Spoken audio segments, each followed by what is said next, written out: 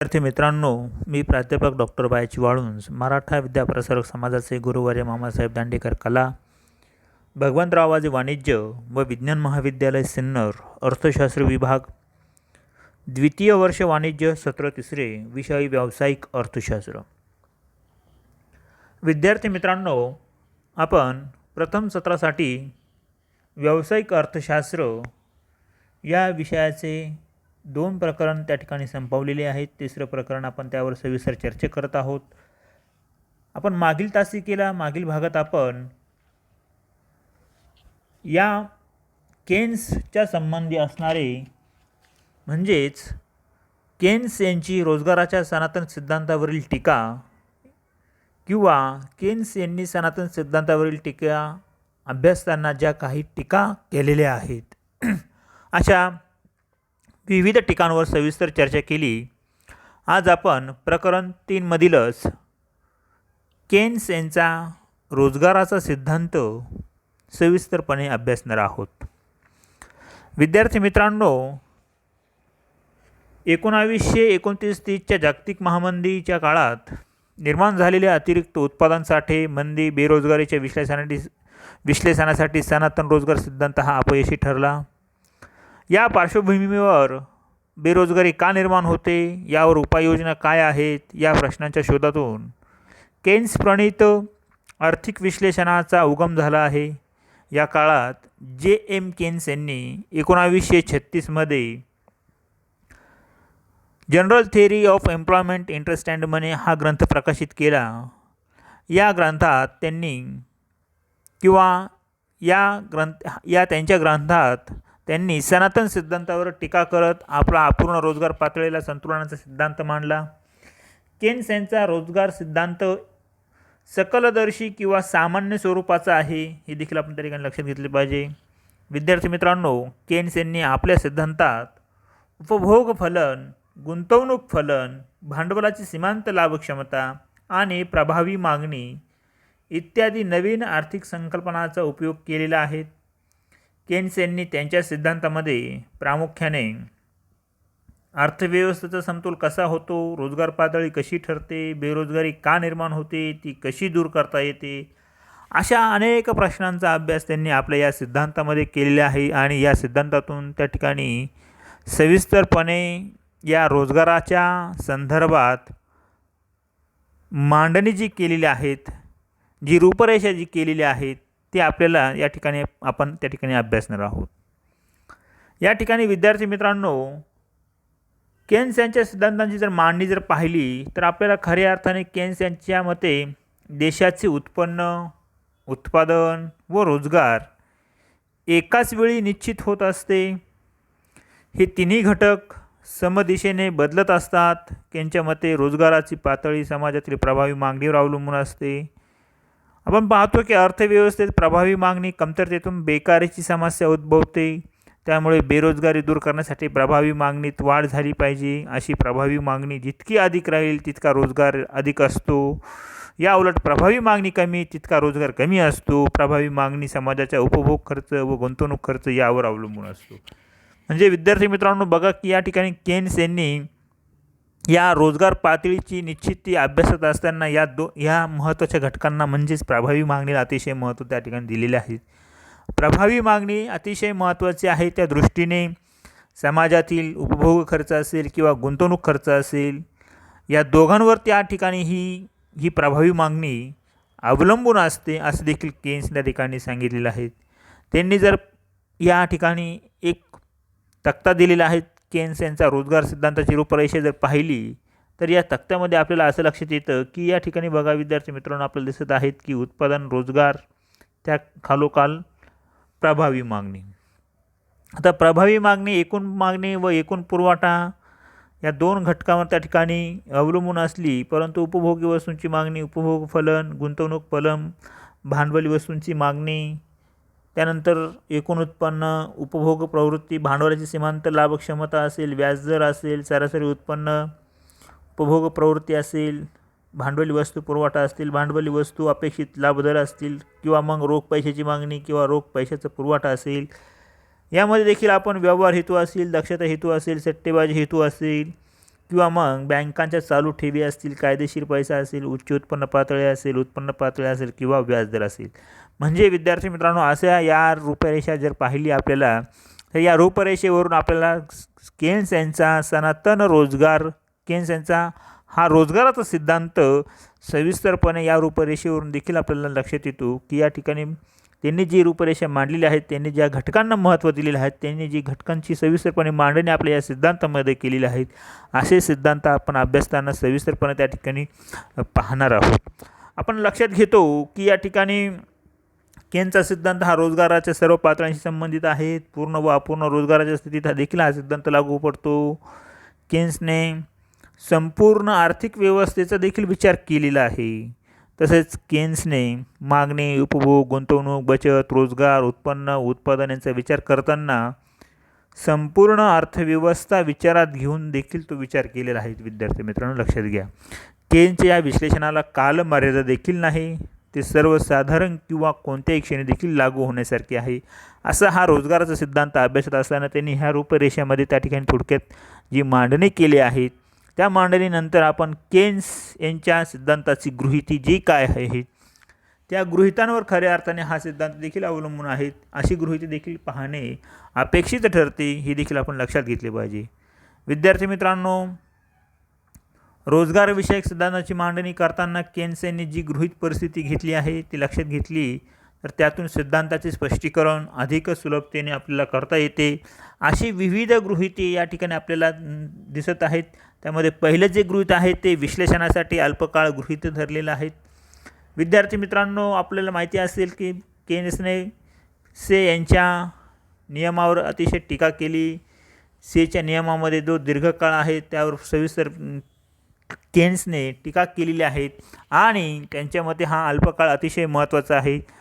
या अल्पकाळाविषयी केन्सने हे गृहीत धरले आहे की यांच्या मते अर्थव्यवस्थेत अल्पकाळ निर्माण होणाऱ्या समस्यांना तोंड द्यावे लागते आणि दीर्घकाळ हा फार मोठा कालावधी असतो. त्यामुळे विश्लेषणासाठी अल्पकाळ हा गृहीत धरलेला आहे, असं केन्सचे हे पहिलं गृहीत आहेत, असं केन्सने त्या ठिकाणी स्पष्ट केलेलं आहे. विद्यार्थी मित्रांनो, अतिशय महत्त्वपूर्ण या ठिकाणी हे गृहीत.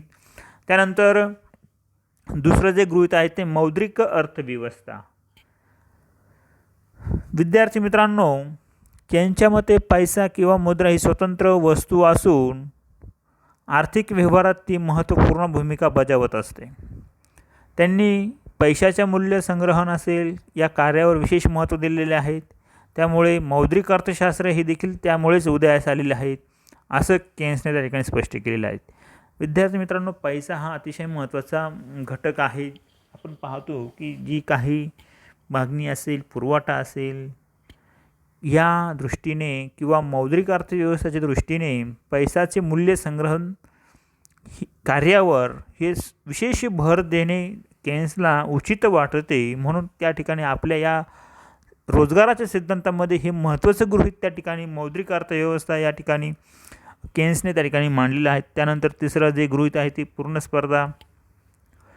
केन्स यांनी आपल्या विश्लेषणासाठी किंवा विवेचनासाठी पूर्ण स्पर्धा परिस्थिती ही गृहीत धरलेली आहे.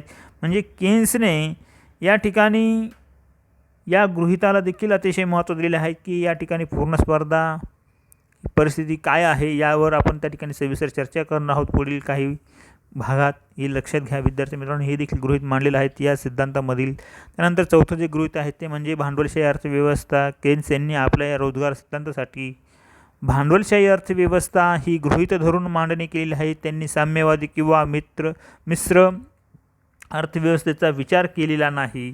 म्हणजेच एकंदरीत विचार जर केला विद्यार्थी मित्रांनो, तर मिश्र अर्थव्यवस्थेचा त्यांनी विचार न करता फक्त केवळ भांडवलशाही अर्थव्यवस्था ही रोजगाराच्या दृष्टीने अतिशय महत्त्वाची आहे, हे देखील त्यांनी लक्षात घेतलेले आहेत. हे देखील महत्त्वाचं गृहीत मांडलेलं आहे. त्यानंतर घटत्या प्रतिफलाचा नियम. विद्यार्थी मित्रांनो, केन्स यांनी आपल्या या विश्लेषणात घटत्या प्रतिफलांचा नियम गृहीत धरलेला आहे. त्यानंतर बंदिस्त अर्थव्यवस्था. आपण पाहतो की ज्या अर्थव्यवस्थेत परदेशातून कुठल्याही प्रकारची आयात निर्यात केली जात नाही त्यालाच त्या ठिकाणी आपण बंदिस्त अर्थव्यवस्था असं त्या ठिकाणी थोडक्यात म्हटलेलं आहे. म्हणजेच या प्रकारे देखील या केन्सने या बंदिस्त अर्थव्यवस्थेचा आपल्या या रोजगाराच्या सिद्धांतामध्ये विचार केलेला आहे. त्यानंतर शेवटचं जे गृहीत आहे ते म्हणजे समग्र दृष्टिकोन. विद्यार्थी मित्रांनो, संपूर्ण समाज किंवा देश एक मानून त्याचे एकूण उत्पन्न, एकूण उपभोग, एकूण उत्पादन, एकूण रोजगार, एकूण बचत किंवा एकूण गुंतवणूक यासारख्या समुच्चयात्मक संकल्पनांचा आपल्या सिद्धांतात वापर केलेला आहे. अशा प्रकारे केन्स यांनी आपल्या या दृष्टिकोनाला प्राधान्य देखील दिलेलं आहे. विद्यार्थी मित्रांनो, अतिशय महत्त्वपूर्ण या ठिकाणी ही गृहीते आहेत, हे देखील आपण लक्षात घेतली पाहिजेत. आणि अशी गृहीते ही प्रत्येक सिद्धांतामध्ये या ठिकाणी या गृहीतांवर ते खऱ्या अर्थाने तो सिद्धांत अवलंबून असतो, हे देखील आपण त्या ठिकाणी विद्यार्थी मित्रांनो लक्षात घेतलं पाहिजे. त्यानंतर पुढील ह्या सिद्धांतामधील पुढील जी बाजू आहे ती अतिशय महत्त्वपूर्ण आहे, ती म्हणजे प्रभावी मागणी किंवा मग त्याला आपण प्रभावी मागणीची तत्त्व असं देखील म्हटलं तरी चालेल.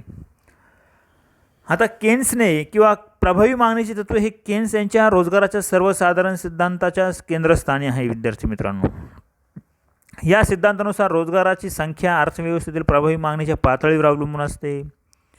एकूण मागणीच्या किंवा प्रभावी मागणीच्या कमतरतेमुळे बेकारी निर्माण होते. उपभोग आणि गुंतवणूक ही अर्थव्यवस्थेतील प्रभावी मागणीचे दोन मूलभूत निर्धारक घटक आहे, हे देखील आपण लक्षात घेतले पाहिजे.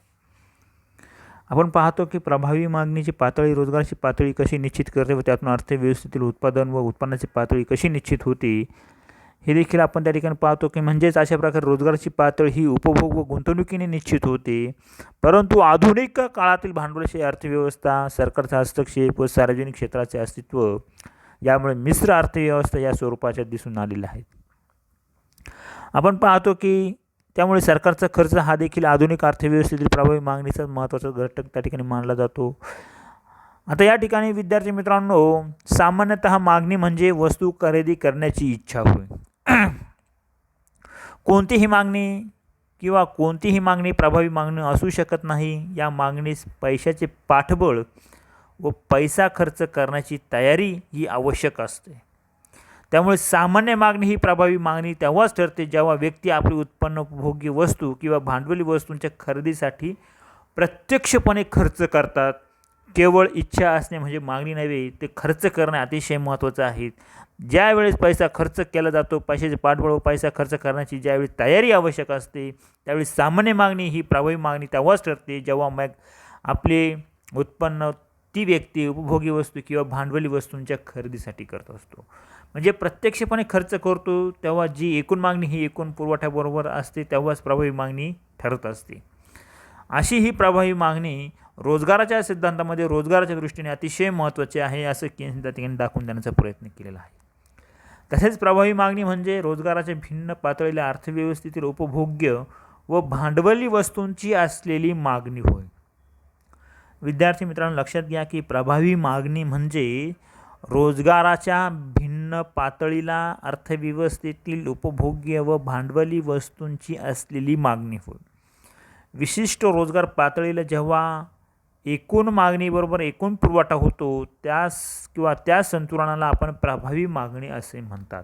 म्हणजे एकूण मागणीबरोबर विद्यार्थी मित्रांनो एकूण पुरवठा देखील झाला तरच या ठिकाणी आपल्याला प्रभावी मागणी दिसून येते, हे देखील आपण लक्षात घेतले पाहिजे.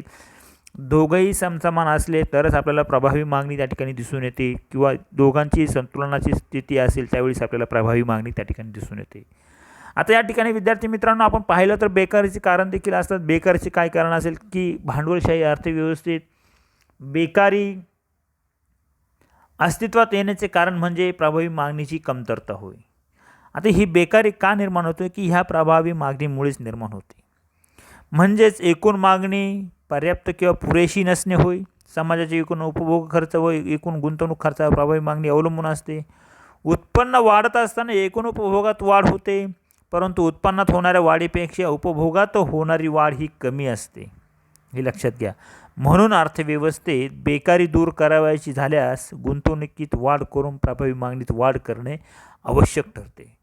प्रभावी मागणीचा विचार म्हणजे एकूण मागणी व एकूण पुरवठ्याचा विचार होय. प्रभावी मागणी ही एकूण मागणी व एकूण पुरवठ्याबरोबर असते.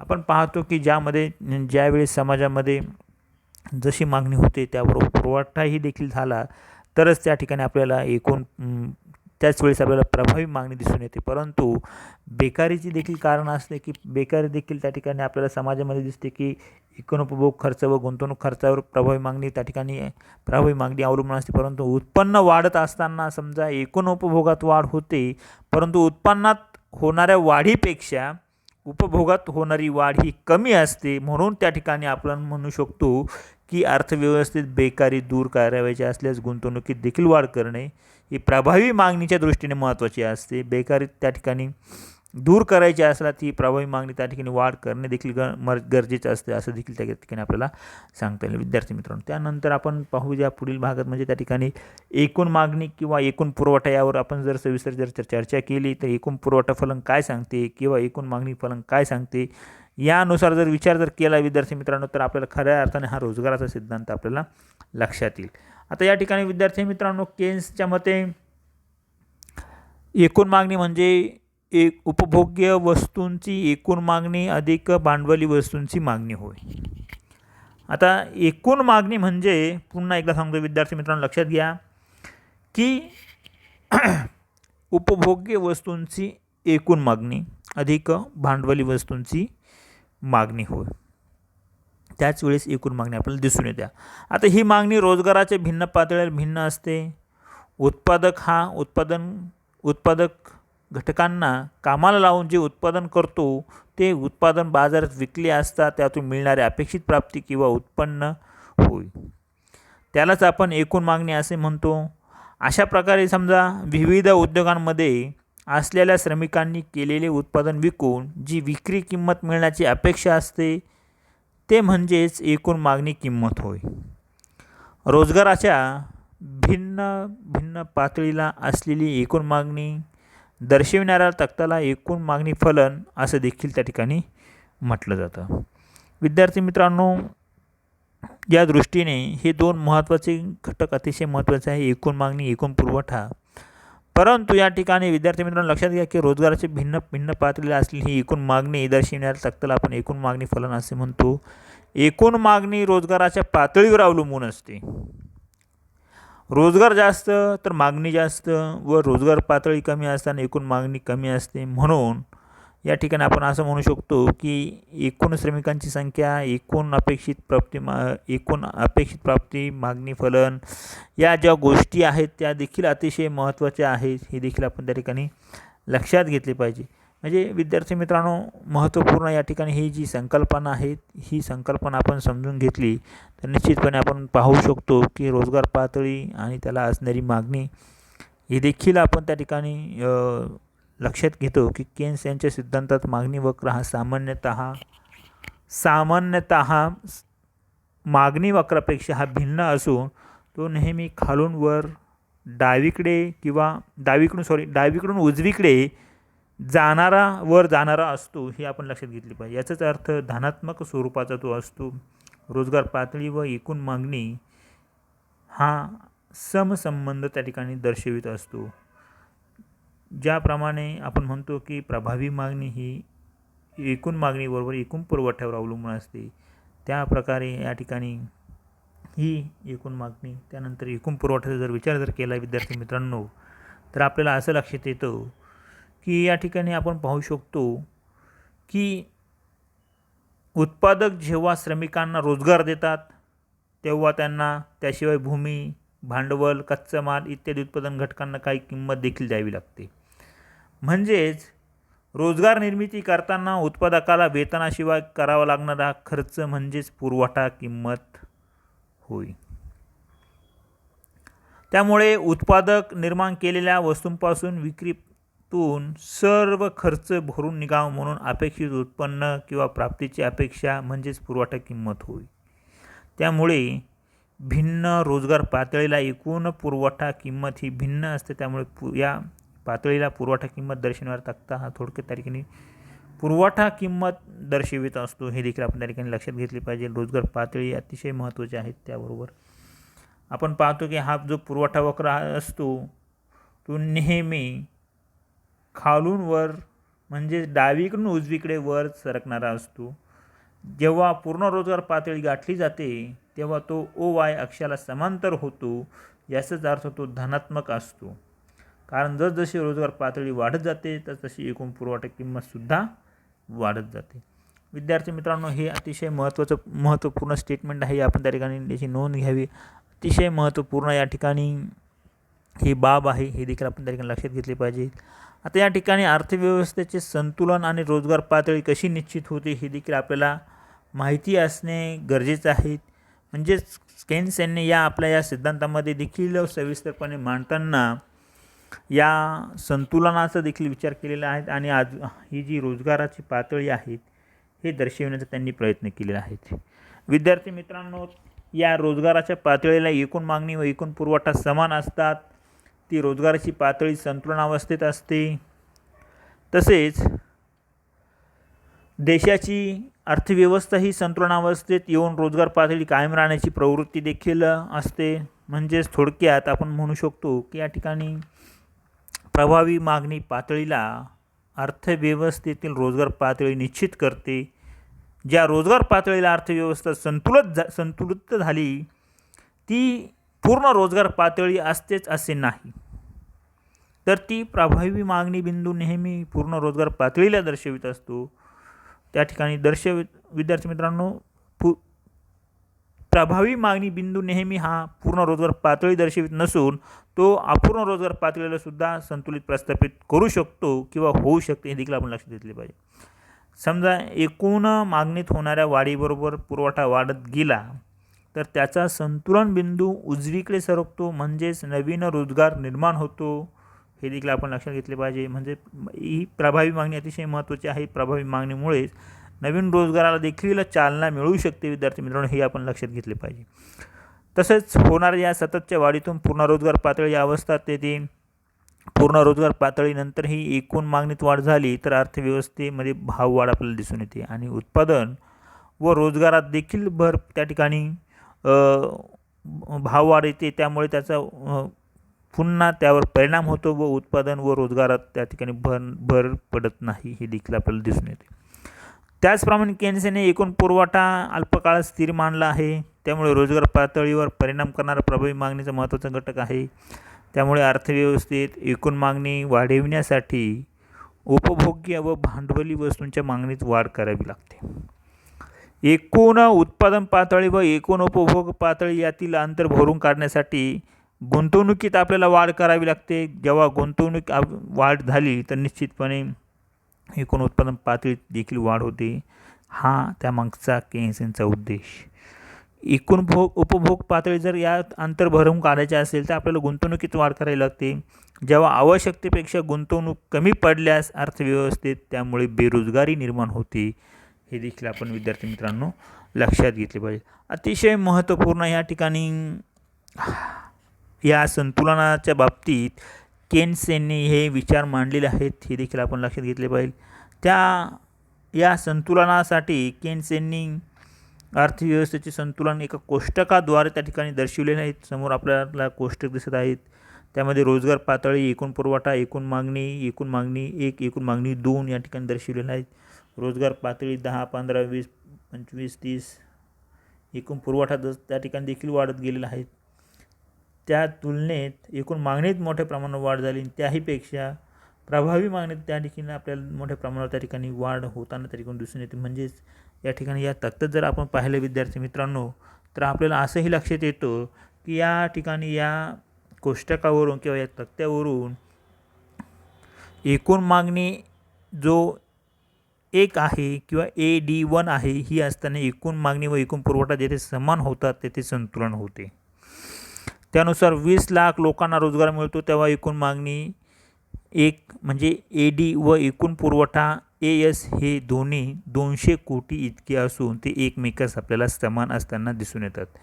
त्यावेळी संतुलन अवस्थेला प्रभावी मागणी असे म्हणतात. जर या रोजगार पातळीत वाढ करायची असेल तर एकूण मागणीत वाढ करून हे उद्दिष्ट आपल्याला गाठता येते.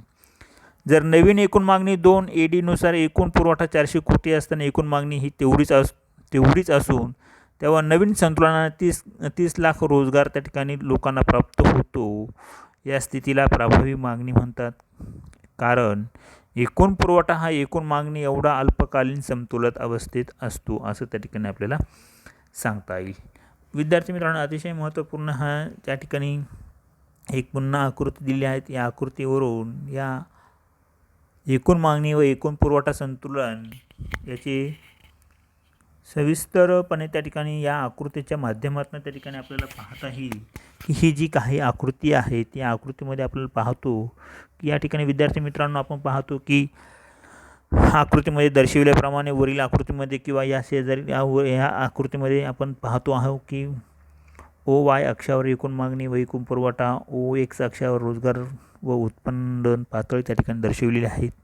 आकृतीमध्ये ADED1 उत्पादकांना अपेक्षित प्राप्ती दर्शविणारे एकूण मागणी वक्र आहेत, तर AS हा पुरवठा वक्र आहे. OX अक्षावर रोजगार व उत्पादन पातळी मोजलेली आहेत असून OY अक्षावर आपण जर सांगितले की एकूण मागणी व एकूण पुरवठा देखील मोजलेले आहेत. म्हणजेच ON1 व ON2 आणि ON3 उत्पादन पातळी दर्शवितात. तर F हा बिंदू आहे. F बिंदू आपल्याला पूर्ण रोजगार आणि E1 बिंदू हा संतुलन बिंदू आपल्याला त्या ठिकाणी दर्शविलेला दिसून येतो. विद्यार्थी मित्रांनो, लक्षात घ्या की एकूण मागणी वक्र AD व एकूण पुरवठा वक्र AS परस्परांना E बिंदूत आपल्याला छेदतात, हे आपल्याला आकृतीमध्ये त्या ठिकाणी दिसत आहे. आता या ठिकाणी म्हणजेच त्या बिंदूला आपण परस्पराबरोबर छेदताना त्या ठिकाणी म्हणजेच त्या ठिकाणी परस्परांबरोबर होतात या बिंदूला असं देखील म्हणू शकतो की त्या बिंदूस प्रभावी मागणी देखील असं म्हटलेलं आहे, कारण की प्रभावी मागणी त्यामुळेच या ठिकाणी वाढताना दिसून येते.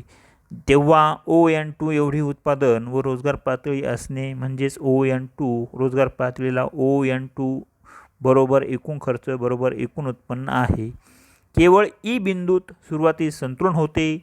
या बिंदूच्या डाव्या बाजूस M बिंदूला एकूण मागणी ही एकूण पुरवठ्यापेक्षा जास्त आहे. एकूण मागणी वक्र AD हा एकूण पुरवठा वक्र AS च्या वरती आहे, त्यामुळे नफ्याच्या आशेने उत्पादन व रोजगार पातळी वाढवत असतो. त्यामुळे OF ही पूर्ण रोजगार पातळी गाठली जाते. त्यामुळे त्या बिंदूपर्यंत एकूण मागणीत वाढ करावी लागते. ती AD1 या वक्राने दर्शविलेली आहे. व पूर्वीचा AS वक्र हे दोन्ही एकमेकांना तेव्हा E1 या बिंदूत छेदतात, तेव्हा प्रभावी मागणी ही E पासून E1 पर्यंत त्या ठिकाणी सरकत असते, हे आपल्याला दिसून येते. म्हणजे त्या ठिकाणी वरच्या बाजूला जाताना आपल्याला त्या ठिकाणी दिसून येते. विद्यार्थी मित्रांनो, अतिशय महत्त्वपूर्ण त्या ठिकाणी ही आकृती व रोजगारात ON2 पर्यंत ON2 ते ON3 पर्यंत देखील वाढ होते. ON3 पर्यंत उत्पन्नात वाढ शक्य होते, परंतु OF हा पूर्ण रोजगार पातळी बिंदू असून त्यानंतर एकूण मागणीत वाढ झाली तर रोजगार व उत्पादनात वाढ न होता फक्त भाववाढ होते. कारण E1 बिंदूच्या पुढे पुरवठा वक्र OY अक्षाला समांतर आहे, म्हणजे थोडक्यात अलवचिक आहे. थोडक्यात अल्पकाळात उत्पन्नाचे सर्व घटक कामात असताना त्याच्या पुरवठ्यात वाढ करता येत नाही, त्यामुळे उत्पादन खर्च वाढतो परंतु रोजगारात मात्र वाढ होत नाही. हे त्यामागचं कारण. विद्यार्थी मित्रांनो, बिंदू ON2 ते ON3 हे अंतर म्हणजे बेरोजगाराची स्थिती होय. प्रभावी मागणीच्या कमतरतेमुळे ही अनैच्छिक बेकारी असते. त्यामुळे अर्थव्यवस्थेत संतुलन व पूर्ण रोजगार पातळी पूर्वीच म्हणजेच अपूर्ण रोजगार पातळीला अर्थव्यवस्था संतुलित असते. येथे गुंतवणूक आवश्यकतेपेक्षा कमी असते. ती प्रभावी मागणी मार्फत म्हणजेच उपभोग खर्च किंवा गुंतवणूक खर्च किंवा सरकारी खर्च यात वाढ करून त्या ठिकाणी पूर्ण करता येते. अल्पकाळात पुरवठा स्थिर मानला आहे, म्हणून केन्स यांच्या विश्लेषणात एकूण मागणी फलनास अधिक महत्त्व आहे. प्रभावी मागणी पूर्तता एकूण उत्पादनातूनच होत असते, हे देखील केन्सने दर्शवून देण्याचा प्रयत्न केलेला आहे. विद्यार्थी मित्रांनो, पुढील तासिकेला पुढील भागात आपण प्रभावी मागणीचे निर्धारक घटक यावर सविस्तर चर्चा करणार आहोत. तोपर्यंत धन्यवाद. भेटूया पुढील भागात.